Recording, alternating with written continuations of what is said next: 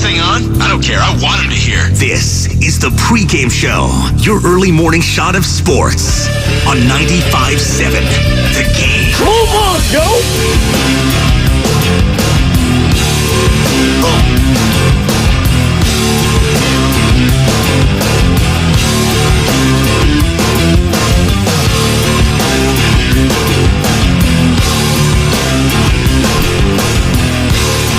A disaster for Dallas. Man, that game one sucked. Thought we were going to be in for an exciting NBA Finals, but if that was a preview for the entire thing, to quote the great Daryl the Guru Johnson, I'm out. I'm out. My goodness. Celtics 107, Mavericks 89. NBA Finals game one out in Boston, Beantown. And it was a slaughter. 37-20 after quarter number one, and it was basically over from there. Mavs little bit of a run, cut it within single digits, I want to say, in the third quarter, and then it was just Kristaps Porzingis show. Kristaps Porzingis? The unicorn? Sam Lubman with the quote of the day so far. Phil Jackson was right. He was right all along. I didn't expect that. Hey, I thought the Celtics were going to win this series. I still do. Mavericks still can too. It's serious. It's 1-0 lead. Anything could happen. But Kristaps Porzingis off the bench last night. As I say, good morning to all you lovely people just getting off work, still at work, getting ready for school, getting ready for summer. School should be out, right? You can do summer semesters. That's fine too. Getting ready for whatever. The weekend. It is a payday Friday. God. It's just the best. But Kristaps Porzingis, 21 minutes, 8 of 13, 20 points, 6 boards, 3 blocks. I mean, the Celtics yesterday had just as many blocks as the Mavericks did assists. They had 9 of them. And that's an indictment on Dallas and a feather in the cap for Boston. And Jason Tatum didn't even play very well. 16 points. 6 of 16 from the floor. Just wasn't, But when you got Kristaps Porzingis off the bench doing that, you're going to win every single game. If Kristaps does that, this could be a sweep. That was my takeaway from last night. Jaylen Brown, efficient. And again, we've had this conversation. We'll continue to have this conversation. Are we sure Jason Tatum's that much better than Jaylen Brown? Are we sure? All right. It's fine. I know. I get it. He's been doing it since he was 19. He's been to multiple Eastern Conference Finals. They've been to a finals together. I get it. But when I see the big games and I watch the Boston Celtics intently, like a lot of us have been doing these playoffs, I come up after every single game saying, wow, Jaylen Brown's the best player on the floor. Or Jaylen Brown's the best defender on the floor. He's having the tough assignments. Nothing to take away from Tatum, who, again, scoring-wise, wasn't the best yesterday. 6 turnovers, but helping the team in other ways. 5 assists. Again, crashing the boards. But consistently, game in and game out in the playoffs, Jaylen Brown's been their MVP. Jaylen Brown's been that dude. I did see someone with the meme of the day, the Jaylen Brown haircut, or hairstyle, I should say, reminds him of the AT&T symbol. That was good. If you don't know what that means, just Google it. Find it on Twitter. You can find us on Twitter too. At 95.7 The Game.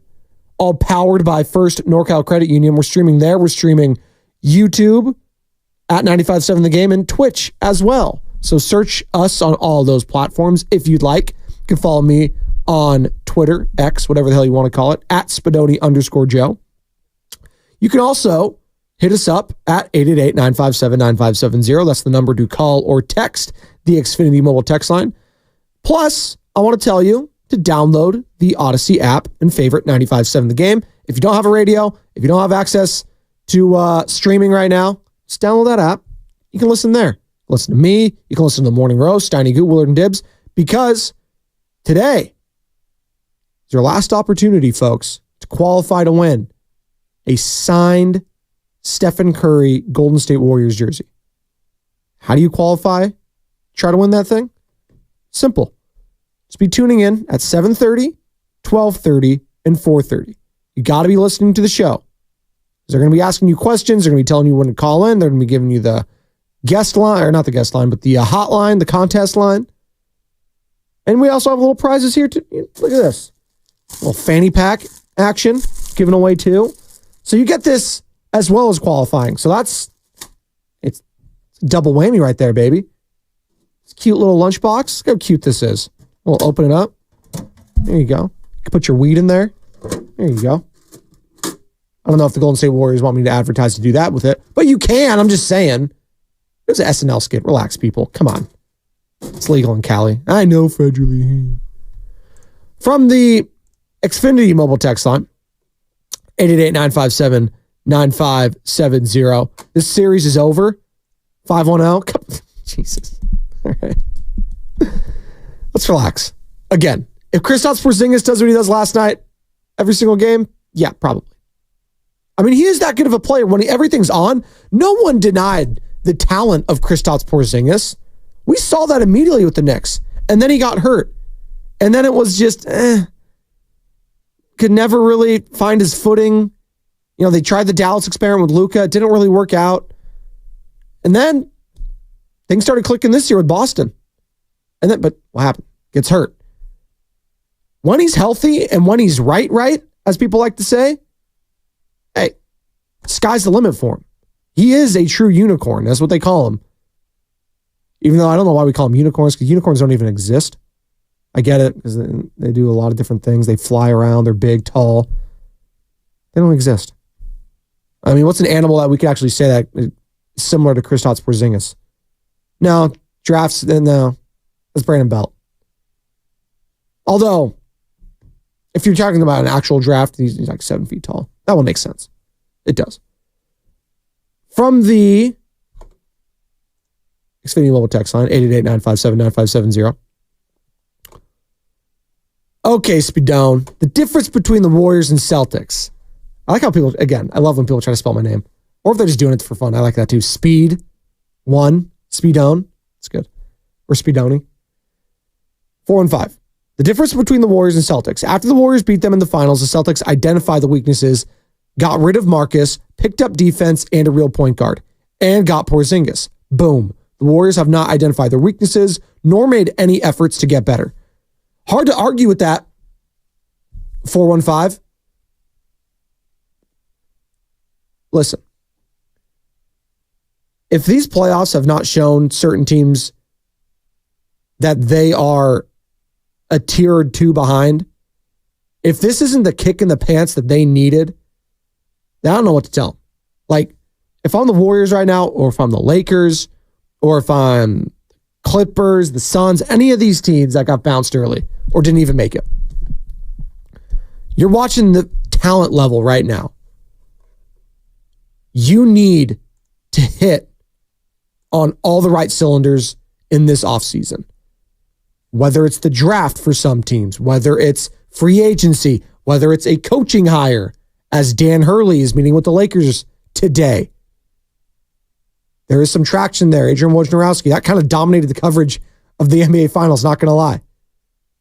Lakers and LeBron stealing headlines. Shocker. So Dan Hurley meeting today with the Lakers, and that's, if they hit on that, and if Dan Hurley ends up being that dude, that could be a championship winning move. Not saying that's going to be the end all be all. They probably have to make some other moves, but that's sort of what I'm getting at. It's not going to be one thing. Shout out Odyssey. It's going to be multiple. And for the Warriors, and comparing themselves to the Celtics and what they did, now the Warriors will take that title. They beat the Celtics. But did they rest on their laurels a little bit after that? Well, I don't think they anticipated one of their young stars, emerging stars in Jordan Poole, getting into a tussle with Draymond Green and Draymond punching him in the face, and then Draymond not getting suspended and Jordan Poole being a shell of his former self after that. I don't think they anticipated that. Could they have done some things to, change the outcome of 2 seasons ago? I'm not sure. I think those hard feelings will always be hard feelings. I don't think there's anything you could do to come back from that, even if it was suspending Draymond, which they should have done. But to your point, 415, the Boston Celtics, after taking their lumps year in and year out. If they don't win it this year, if they don't win it this time around, going up 1-0, which they did on the Warriors, by the way. I get it. That was in Golden State. This is in Boston. It's different. Slightly. I think home court advantage is a little overrated in the NBA, I'm not going to lie. Helps more so in the NFL. Unless you're going up against Patrick Mahomes and the Chiefs. Well, it doesn't matter. So, man. 925, that might be the text of the day right there at 5:10 a.m. 925. With the Porzingis injury history, like a unicorn, he doesn't really exist. It's like, okay. Well, I'll say this for Kristaps.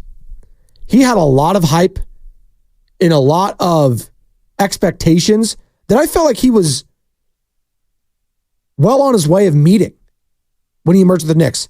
Like, we all kind of laughed at the pick when Phil Jackson, who was then the president of basketball operations for the New York Knicks, made that pick. But he started to shut us up really quick. Right? You're right. You saw the three ball. You saw the length. You saw the size. You saw the shot blocking ability of Kristaps. And everyone's like, oh, wait. Maybe Phil was onto something. And then what was it? The meniscus, ACL, forget what soft tissue injury he had. And then it just was all downhill. Then there was beef. There was hard feelings between him, the organization. Spoiler alert, Knicks, hard times. Like, there was a lot there. But right now, it is all worth it if you're Kristaps Porzingis and the Boston Celtics, because he gave you a game in the NBA Finals. If he doesn't do anything else the rest of this series, I'm cool with that if I'm a Boston Celtics fan. He won you that game yesterday. Now, if he continues to be consistent and gives you 10, 15, hell, 20 points like he did okay, yeah.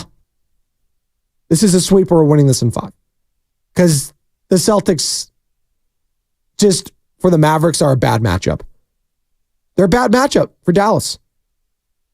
The young legs of Brown, of Tatum, and their length and their size, Drew Holiday, Al Horford, like, this is a long, big, athletic team now with Kristaps in there that I think Luka and Kyrie are going to have a very tough time handling. Speaking of Kyrie Irving, 6 of 19, 12 points. It's not going to cut it.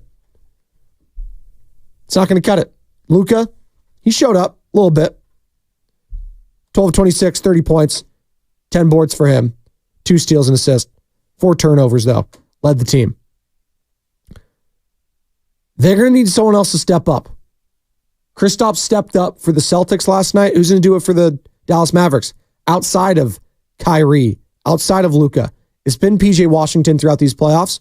He had a solid night last night, but they needed more. You needed more from Derek Jones Jr., who was only 2 for 9. You're going to need more from the Maxi Klebas of the world, the Derek Liveleys of the world. You're going to need more from those guys. From the Xfinity Mobile text line, 888-957-9570. Anything could happen in game 1. You really don't know if it's a bad matchup until the second or third game for the 925. That is true. That is true. But on paper, and I can only judge off what I've seen from game 1, it looks like a bad matchup. I mean, we're just doing instant reaction. It just looks like the Mavericks might have a hard. And this is why I took the Celtics. I said 6, but it could be 5. I just have liked them throughout these playoffs all along. I think everyone was pushing them down, constantly moving the goalposts back for them, saying, oh, look who they're beating. Oh, the Pacers, they're not very good, right? Oh, they had a cupcake. You know, Jimmy Butler got hurt. Like, okay. Like, I get all that. I do. The Celtics they were like the best team in the regular season. They beat good teams in the regular season. Western Conference teams. They've been to the finals. I think everyone just wanted them to fail because it's Boston. I get it. It's fun to make fun of the teams that always have the success. They have the most championships tied to the Los Angeles Lakers. It's fun to watch them fail, but you also got to respect the product when you're watching it. Like, Celtics are good. Spoiler alert. They've been the best team in basketball outside of the Nuggets the last couple of years. So, I don't know what to tell you. I also don't know what to tell Brandon Ayuk right now as we pivot a little bit to the NFL. This contract negotiation could get a little ugly, and we might be seeing it here in the coming months. TJ Houshmandzadeh, former Cincinnati Bengal, former Oakland Raider. Love TJ, Fox Sports Radio guy. Joined Willard Dibbs yesterday, is very tight with Brandon Ayuk, works out with him. They're very close.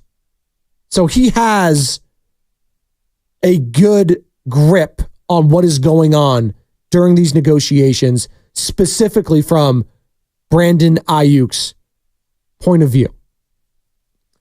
Here's TJ talking about if Ayuk would be upset, first and foremost, if he was upset that they drafted Ricky Pearsall in the first round. I mean, I don't know, BA, but me, TJ, I would care less because I'm thinking in my head, he ain't better than me, so draft him. I guarantee that's what BA thinks. Like, oh, he's pretty good, but he can't bleed with me. And so I'm sure that's mentality. Ricky Pearsall can play, though, by the way. Yep. He nice. He real nice. And so, but I guarantee BA's mentality is he can't do what I do. But we know the NFL, every year it's a draft. And that draft is to replace players that were in the league prior. And so at some point in time, we are all replaced. We are. It's a sad reality in the radio business, in the NFL, and whatever business.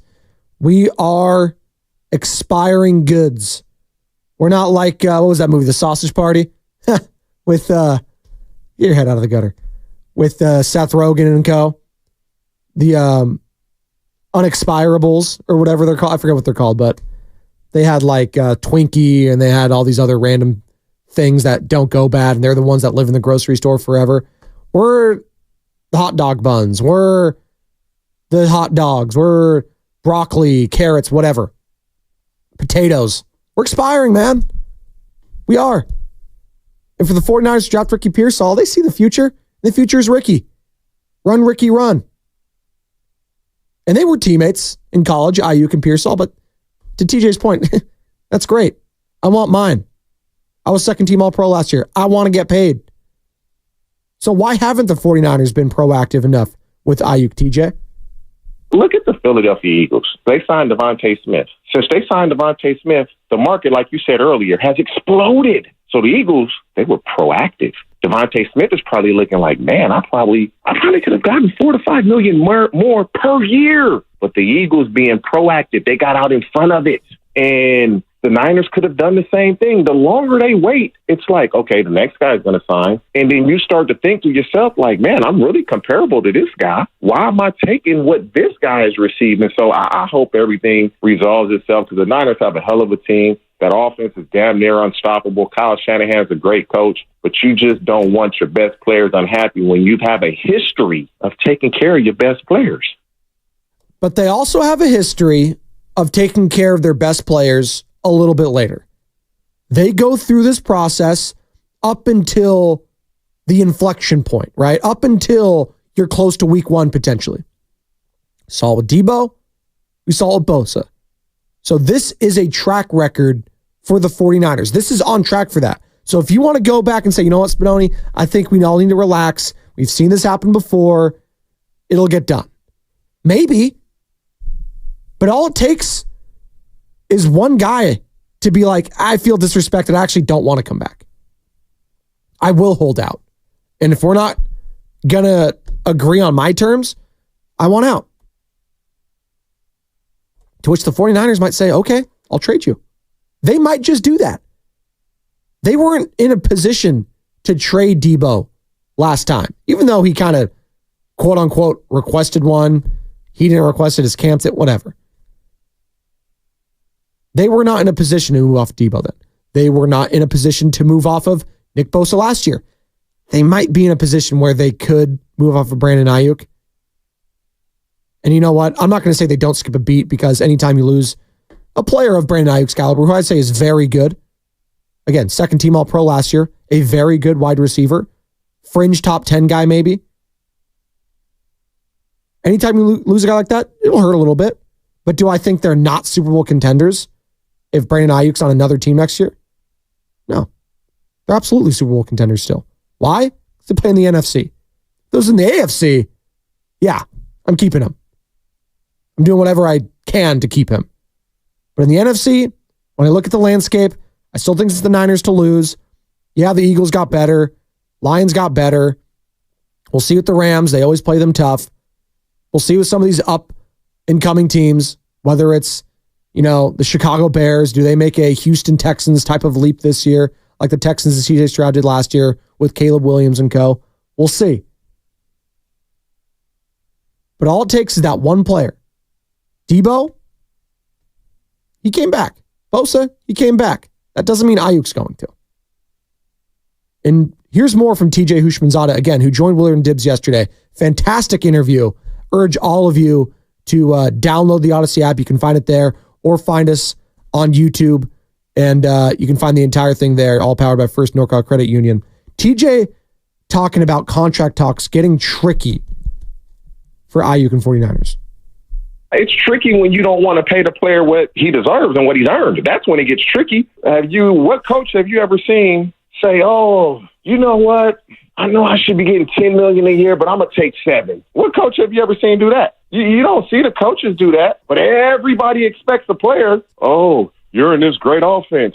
Oh, you have all these weapons. So pay me what I've earned," because the NFL and any profession, as soon as you can't play, they are going to get rid of you. Oh, you have a chance to win a Super Bowl. All the top players on that offense have been paid at the top of the market. I guarantee when Purdy's up, they're going to pay him at the top of the market. And so BA is looking like, wow, Debo got paid, Kittle got paid, McCaffrey got paid. If I mean so much to this team, what's the holdup? Yeah, I don't get a lot of targets. Yeah, we have a lot of mouths to feed, but I'm an important part of this offense. But we all know they drafted Pearsall because Debo or Ayuk wouldn't be there after this year. Which one is it going to be? They're not going to keep all of them. Pearsall was drafted because Debo or Brandon Ayuk will be gone after this upcoming season.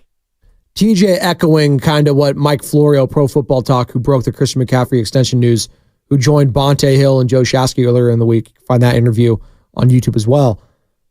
Florio basically saying this is the dilemma with Brandon Ayuk, right? He feels like he deserves that Amon-Ra St. Brown type of money. He feels like he deserves $30 million a year type of money. And he's right to feel that way.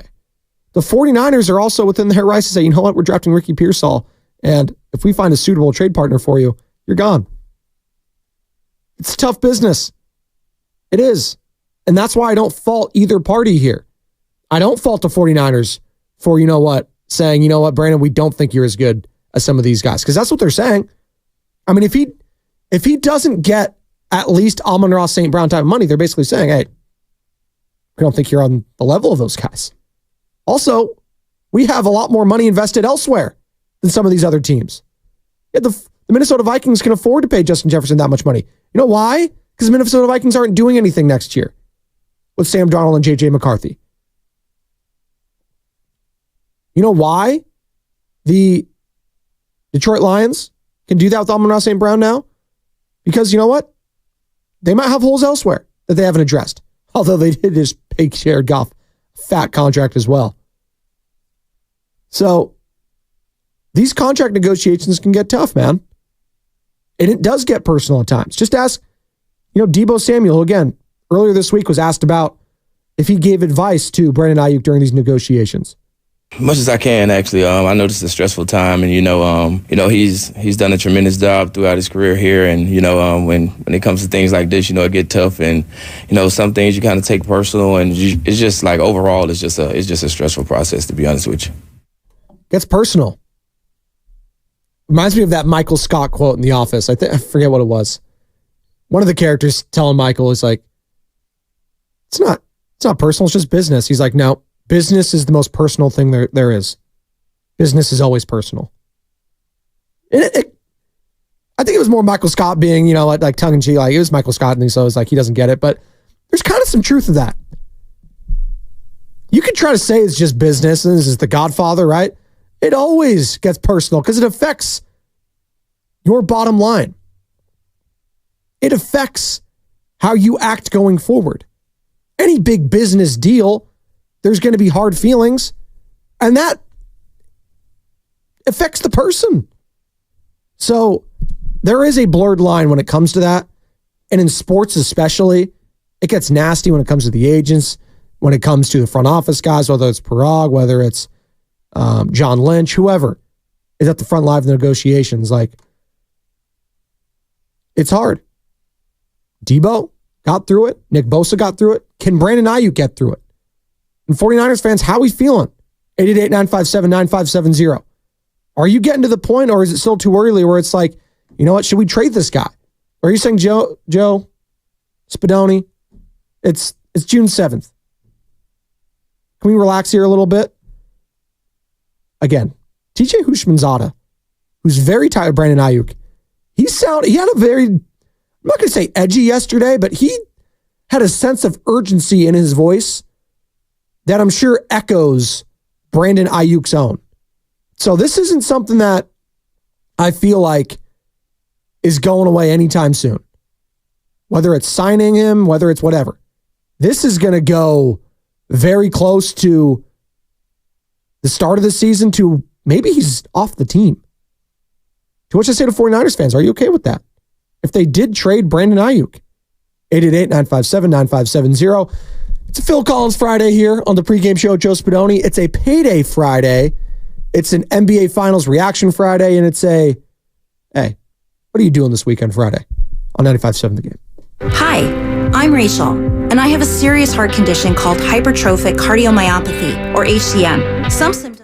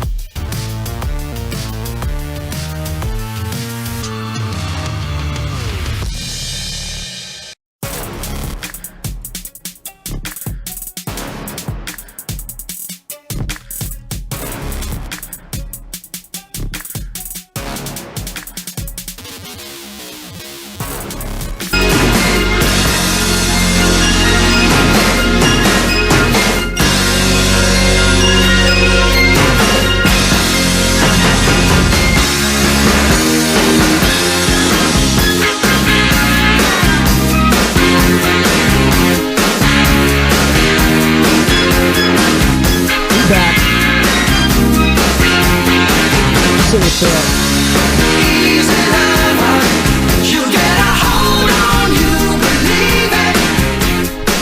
Say it.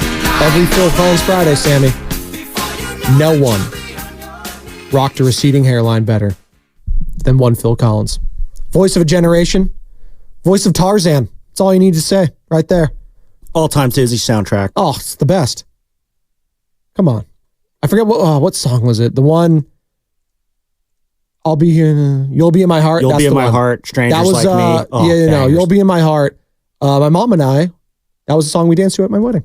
There you go. Oh, that's a great one. That's because that's a mom movie, right? Like Tarzan, the ape taking care of Tarzan. Especially that scene too. They play the song. Yeah, that hits. Beautiful. That's very nice. It's beautiful. So there's that. It's Phil Collins Friday. It's a payday Friday.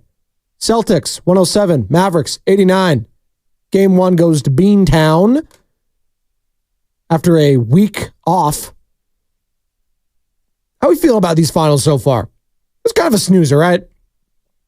Hey, Kristaps, good for him. For the casuals, for someone with no dog in the fight, I would like a closer game, and hopefully we see that in game 2. Hey, this happens, though. It's a long series. They can't all be spectacular. I think we've been very spoiled, specifically in the Western Conference, a lot of close games. Even though there was a sweep and there was only a 5-gamer in the West, so it is what it is there. But the conversation we're having right now at 888-957-9570 is regarding one Brandon Ayuk. TJ Hushmanzada, very tight with him. Very tight with the Ayuk camp. Former, I want to say he was an All-Pro one year. Maybe he was a second-team All-Pro himself, TJ Hushmanzada. Very good alongside Chad Johnson with Carson Palmer in Cincinnati. You always used to see those Hushmanzada jerseys just randomly too, and he's like, oh, that's kind of cool. Because it was just so ridiculously long of a last name. It's like, I kind of like that. Almost like the Saltalamacchia in like Boston, wherever the hell he played. Hushmanzada similarly. But this is what TJ had to say, again, yesterday with Willard and Dibbs on comparing contracts with some of these players and who he believes Ayuk should be comparing himself to when it comes to contracts, and the 49ers should be listening. Amon-Ra? That's who I would compare him to. Amon-Ra St. Brown. If the Niners are willing to give him that type of contract, guaranteed. That just shows you they're not willing to give him that type of contract. If you had offered him Amon-Ra St. Brown's deal, he would be there. Now, I don't know this to be fact, but I believe that to be the case. Okay. He doesn't know it to be fact, but again, he's pretty close to the Ayuk in his camp. Amon-Ra St. Brown signed a 4-year, $120 million contract with the Detroit Lions at a 16.5 signing bonus, $77 million guaranteed, and an average annual salary of $30 million. Are we doing that? I'm just going to take that exact same contract. Let's just do it that way. Make it simple. Are you doing that exact same contract for Brandon Ayuk, 49ers fans? 4 years, $120 million, 77 guaranteed, average annual salary of $30 million. We doing that? 888-957-9570. First and foremost, I do think Amon-Ra St. Brown is a better receiver than Brandon Ayuk.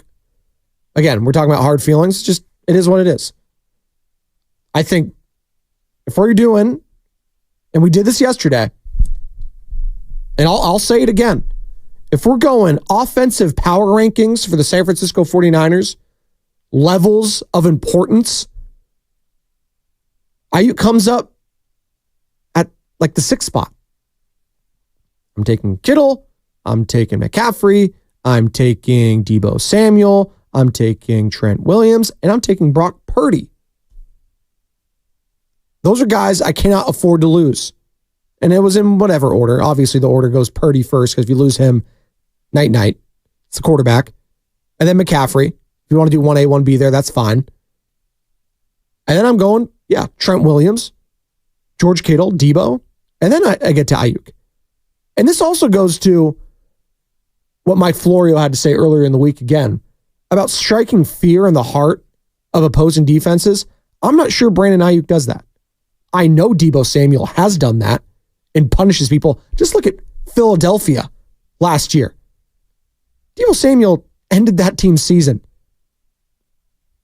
Basically did. I know they went to the playoffs, but no one expected them to do anything. After that beatdown in Philadelphia, when Big Dom and Deebo were getting into it. By the way, Big Dom, I guess he got a title change. Yeah, what was the exact title? Hold on. Yeah, Big Dom. I got it right here. Eagles add Dom DeSandro's job description with a game day coaching operations title. Read more on DeSandro's expanding title and why he's getting coaching duties in my story here. That's via Jeff McClain of the Philadelphia Inquirer. Big Dom, Sammy. He's back, baby. Is he good? So he basically just made up a fake coaching position so he could stand on the sideline more? Hey, don't tell him it's fake. You won't say that to his face. You won't say that to stay. Got a fake assistant job. Standing around and mead mugging coach? What are we doing here? Assistant to the regional manager, basically. He's assistant to Nick Sirianni. Hey, I'm all in on it, to be honest. Can you imagine Big Dom? Does he give Dre Greenlaw a shout out for putting him on the map and making him famous and setting him up for this position? It's ridiculous. He's courtside at Sixers games. He's knocking our banner down behind you. This Big Dom thing, it's gotten too far. Well, first and foremost, he's a Paisan. Show some respect. All right, come on. Where's my drop? It's the only reason why I'm giving him a pass here. Thank you. I have it somewhere. It only holds so much weight, though. At some point. Well, I know. Italian Philly coach. That now works for two guys, Sirianni and him. Thank you, Tony in Oakland. So Big Dom gets a raise, gets a promotion. Good for him. Love to see the hardworking people of America, get their comeuppance. It's good. It's good. No one puts in more hours than Big Dom. Mm-hmm. First one in, last one out. Thank you. 408 on the Xfinity mobile text line. Sam chose violence this morning. He's not a Big Dom guy. I think our fullback is on the level of Ayuk. As important, that's Oreo Cookie. I wouldn't go as far as Juszczyk. God love him. I get it. He does a lot that's not seen in the box scores. I'm taking Ayuk in level of importance. Hell, Kyle Juszczyk took a pay cut to stay because he knows once he's out the 49ers, slim pickings around the rest of the league. They use fullbacks. His former team with the Ravens, I can't even name another one. You can give me one. Maybe the Patriots still. I don't even know. They use one forever. 408. Good morning. 408 on the Xfinity mobile text line. Happy Friday. Good to hear. My don't pay Ayuk number one money is now coming around. Trade him while his value is up. Okay. Again, I'm not saying they shouldn't pay him, but I understand if they don't. I think a lot of fans, they try to wrap their minds around, I don't get it. He was second team All-Pro. Why wouldn't you pay him? Well, there's a lot of factors to that. As I just laid out, he wants more money. And then I just don't want to pay him more money. There you go. Sometimes it's as simple as that. And what are you going to do? Who's going to blink first? And it might be Ayuk saying, you know what? I'm chilling. We'll see if Brock Purdy does that. We'll see. If he doesn't show up in week 1 and they play the New York Jets on Monday Night Football and they struggle offensively, which is a possibility. What do we like to say in the NFL? The defense is always ahead of the offense in the first couple weeks. Well, that Jets defense is ferocious. And we saw it last year on the opposite side of the ball, did we not? Week 1, Chris Jones with the Kansas City Chiefs. A little different. I think Chris Jones means a lot more to the Kansas City Chiefs than Brandon Ayuk does the 49ers. I don't think that's a hot take. Did any of us watch the Super Bowl or both of them against the 49ers? He's that dude. And he sat in the box in week 1, unsigned, holding out, just chilling. And what happened? They took an L to the Detroit Lions. Hell, we almost had a Super Bowl. We almost had a Super Bowl rematch last year of the very first week and very first game in the NFL, which would have been crazy. But that was good news for Chris Jones. They started off 0-1 and lost to the Lions. And he got paid. So if there's another scenario that happens, if he holds out in week 1, Brandon Ayuk, and then what happens? The offense struggles, Jets win week 1. Is that all of a sudden give me we got to get him back in here? I'm not so sure. I'm not. I want to pick this up on the other side, 888-957-9570. It's the pregame show, Joe Spadoni. Are you trading Brandon Ayuk, or is it too early, Spadone, on 95.7 The Game? eBay Motors is here for the ride. Go ahead, feel your engine. Admire that perfectly installed exhaust. Your vehicle.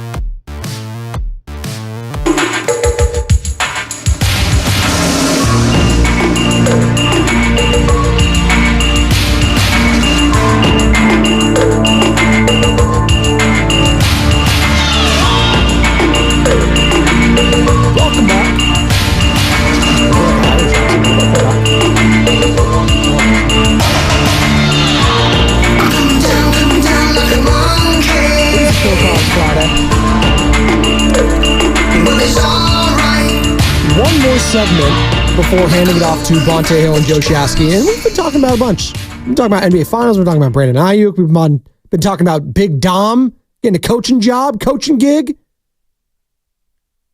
Well, welcome it all, 888-957-9570. But I left you guys last segment saying, you know what? Are you trading Brandon Ayuk? And people are probably waking up, why would you trade him? He's still under contract. He can play on his 5th year. Yada, yada, yada. This is nonsense, Spadoni. You're an idiot. Well, the latter might be true about some stuff. But this is what TJ Hushmanzada said yesterday to Willard and Dibbs. And he is very tight and close with Brandon Ayuk. And this is what he had to say about the 49ers and whether they offered this type of contract to Brandon Ayuk. If you had offered him Amon-Ra St. Brown's deal, he would be there. Now, I don't know this to be fact, but I believe that to be the case. Amon-Ra, that's who I would compare him to, Amon-Ra St. Brown. If the Niners are willing to give him that type of contract, guaranteed. That just shows you they're not willing to give him that type of contract. Would you give him that contract, 49ers fans? 4-year, $120 million? It's a lot of money. I like Brandon Ayuk, but do I love him? That's the question. 888-957-9570. I'm not in love with him. Again, power ranking levels of importance on that offense, I'm putting Ayuk 6th. And I'm not paying a guy that much money if he's the 6th most important weapon. Amon-Ra St. Brown, outside of the quarterback, and maybe who else on the lines? Penei Sewell. I put him above Jahmyr Gibbs. So, yeah, he's in the top 3. Top 4 maybe if you want to put Gibbs there. But again, Amon-Ra's shown more in his couple seasons. If you're going other wide receivers in contracts around the NFL, Justin Jefferson is the best player on that team. No ifs, ands, or buts about it. Sorry, Sam Darnold. But Justin Jefferson is the best player on that team. He deserved every single part of that penny because he is Minnesota right now.